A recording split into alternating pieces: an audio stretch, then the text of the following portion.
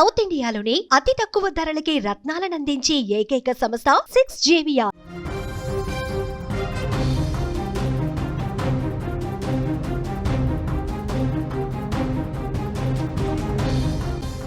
కామారెడ్డి జిల్లా పాతరాజంపేటలో దారుణం జరిగింది. 20 ఏళ్ల కిందట తల్లిని వదిలిన కుమారుడు 20 ఏళ్లుగా తల్లి వైపు చూడలేదు. కొడుకు వదిలేయడంతో ఓ అమ్మాయిని పెంచుకుని పెళ్లి చేసింది ఆ తల్లి. తాజాగా తల్లి చనిపోవడంతో కొడుకు వచ్చాడు. అంత్యక్రియలు చేస్తానని పట్టుబడుతున్నాడు. దగ్గరకు కూడా రానివ్వట్లేదు గ్రామస్తులు. ఆస్తి కోసమే అంత్యక్రియల నాటకం అంటూ ఆరోపణ చేస్తూ ఉన్నారు అక్కడున్న స్థానికులు. పెంచిన కుమార్తెతోనే అంత్యక్రియలు జరిపిన పరిస్థితుంది. ప్రేమ ఏదైనా ఉందంటే అది అమ్మ ప్రేమ మాత్రమే. ఎందుకంటే ఆ ప్రేమలో ఎలాంటి స్వార్థం ఉండదు. ప్రతి ఒక్క తల్లి తన పిల్లలే జీవితంగా బతుకుతుంది. తాను తిన్నా తినకపోయినా పిల్లలకు మాత్రం పెడుతుంది. అలాంటి తల్లిని కాదని ఓ కుమారుడు వదిలిపెట్టి వెళ్ళిపోయాడు. 20 ఏళ్ల కిందట వదిలేసి ముఖం చూడటానికి కూడా రాలేదు. బాగోగులు పట్టించుకోలేదు. అసలు తల్లి ఏమైంది, ఎటుపోయింది, అసలు తల్లి సరిగా తన ఆరోగ్యం బాగుంటుందా లేదా, తను అసలు ఏ విధంగా ఉందో కూడా కొన్ని సంవత్సరాలుగా చూడనటువంటి ఆ కొడుకు, మధ్యలో అట్లా వదిలేసి వెళ్ళిపోయినటువంటి ఆ కొడుకు, ఆ తర్వాత ఆ తల్లి దిక్కుతోచని స్థితిలో ఒక బాలికని దత్తత తీసుకుని, ఇంకా నాకెవరూ తోడు లేరు, నన్ను చూసేవాళ్ళు ఎవరూ లేరని ఒక అమ్మాయిని దత్తత తీసుకుని పెంచి పెద్ద చేసింది. పెళ్లి కూడా చేసింది. తాజాగా ఆ తల్లి చనిపోవడంతో తల్లి అంత్యక్రియలు చేస్తానని తల్లి శవాన్ని తీసుకుని వెళ్లేందుకు గ్రామానికి అప్పుడు వచ్చాడు కొడుకు. తల్లిని వదిలేసి వెళ్ళిపోయిన నీకు తల్లి శవాన్ని అప్పగించము అని కొడుకును గ్రామస్తులు వేళగొట్టారు. ఈ సంఘటన కామారెడ్డి మున్సిపాలిటీ పరిధిలోని పాతరాజంపేటలో చోటు చేసుకుంది. పాతరాజంపేట గ్రామానికి చెందిన సల్మా బేగంను 20 సంవత్సరాల క్రితం కొడుకు వదిలేసి వెళ్ళిపోయాడు. ఒక్కగానొక్క కొడుకు తనను వదిలి వెళ్ళిపోవడంతో చాలా రోజులు బాధపడిపోయింది. కామారెడ్డి పట్టణంలో దొరికిన కరిష్మా బేగం అనే చిన్నారిని పెంచుకుంది.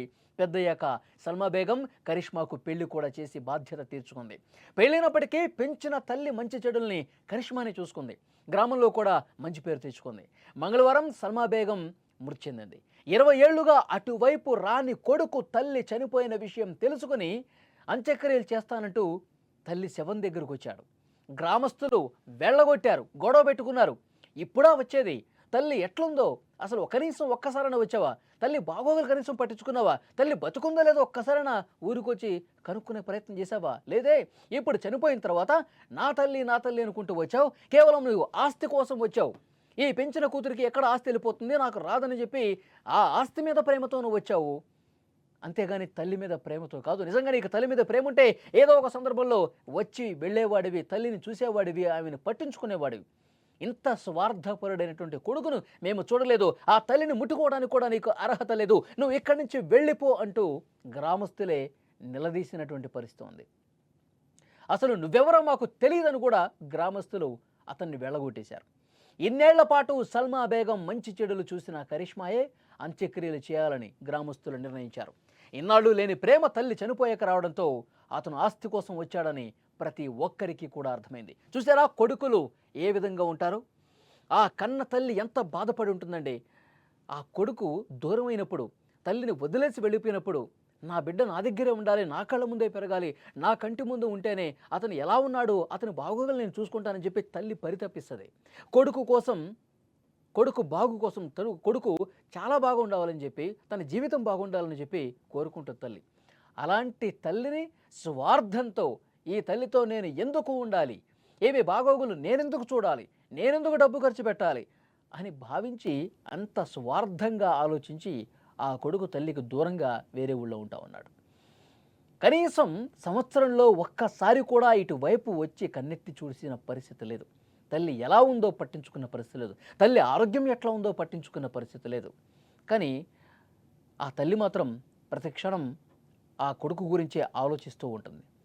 ఆ కొడుకు ఎలా ఉన్నాడు, సరిగా టైంకి తింటున్నాడా లేదా, సరే నన్ను పట్టించుకోకపోతే పట్టించుకోలేదు, తనేనా బాగున్నాడా లేదా, ఇలా ఆలోచించింది. ఎందుకు నా నుంచి దూరంగా వెళ్ళిపోయాడని చెప్పి కుమిలి ఆ బాధతో ఏడ్చింది. కొన్ని సంవత్సరాలు నిరీక్షించింది ఆ కొడుకు కోసం. కానీ వాడికి ప్రేమలే, తల్లి మీద ఏమాత్రం ప్రేమ లేదు. అలాగే ఉండిపోయాడు. ఇప్పుడు చనిపోయిన తర్వాత వచ్చి నేను అంత్యక్రియలు చేస్తా అన్నాడు. ఆ కొడుకు వెళ్ళిపోయిన తర్వాత ఒక పాపను ఆమె పెంచుకుంది. కరిష్మా అనే పాపని పెంచుకుంది, పెద్ద చేసింది, పెళ్లి కూడా చేసింది, సొంత కూతురులా చూసుకుంది. ఆ బంధమే కన్నపేగు బంధం లేకపోయినా ఆ కూతురు ఆమెకి అన్ని విధాల అండగా ఉంది, బాగోగులు చూసుకుంది. ఇప్పుడు ఈమె చనిపోయిన తర్వాత కొడుకు వచ్చాడు, నేను అంత్యక్రియలు చేస్తా అన్నాడు. కనీసం ఒక్కరోజు కూడా తల్లితో లేవు, ఒక్కరోజు కూడా ఇటువైపు రాలేదు నువ్వు. ఇప్పుడు ఎందుకు నువ్వు అంత్యక్రియలకు వచ్చావు? దేనికోసం వచ్చావు? ఆస్తి కోసమా అని గ్రామస్తులు కూడా నిలదీశారు, గొడవ పెట్టుకున్నారు. ఇక్కడి నుంచి వెళతావా లేదా, ఇక్కడ ఉంటే నీ మీద మేమే దాడి చేసి బయటికి పంపించాల్సిన పరిస్థితి వస్తుంది అని బెదిరించేసరికి అప్పుడు దూరంగా జరిగిన పరిస్థితి ఉంది. ఒకసారి ఆ గ్రామస్తులు అక్కడ ఉన్నవాళ్ళు ఏం మాట్లాడారు చూడండి. ఎవరో హైదరాబాద్ నుంచి వచ్చి ఈమె మా అమ్మ అని చెప్పేసి ఈమెను తీసుకెళ్ళి మేమే దహన సంస్కారం చేస్తామని చెప్పేసి అనడం వల్ల మేమే స్థానిక పోలీస్ స్టేషన్కి మేము సమాచారం ఇచ్చి ఇటు శవాన్ని మేమే ఇక్కడ అంత్యక్రియలు పూర్తి చేస్తామని చెప్పేసి మా యొక్క ఇది మీ పాప చెప్పడం జరిగింది. అతను ఎవరో మాకు తెలియదు కాబట్టి అతనికి మేము ఈ శవాన్ని అప్పగించడానికి సుముఖతగా లేము. అతను ఎటువంటి కాంప్లైంట్ చేసినా చెల్లనేరదు. మేము గ్రామస్తులం అంతా అంత కోఆపరేషన్ తోటి ఇక్కడ ఆమెకు దహన సంస్కారం నిర్వహిస్తానని అనుకున్నాం. ఎవరో హైదరాబాద్ నుంచి వచ్చి ఈమె మా అమ్మ అని చెప్పేసి ఈమెను తీసుకెళ్ళి మేమే దహన సంస్కారం చేస్తామని చెప్పేసి నన్ను పెంచుకోండి, పెళ్లి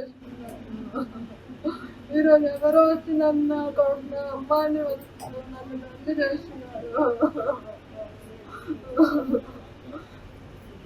మా అమ్మాయిని నేను వేసుకుంటాను.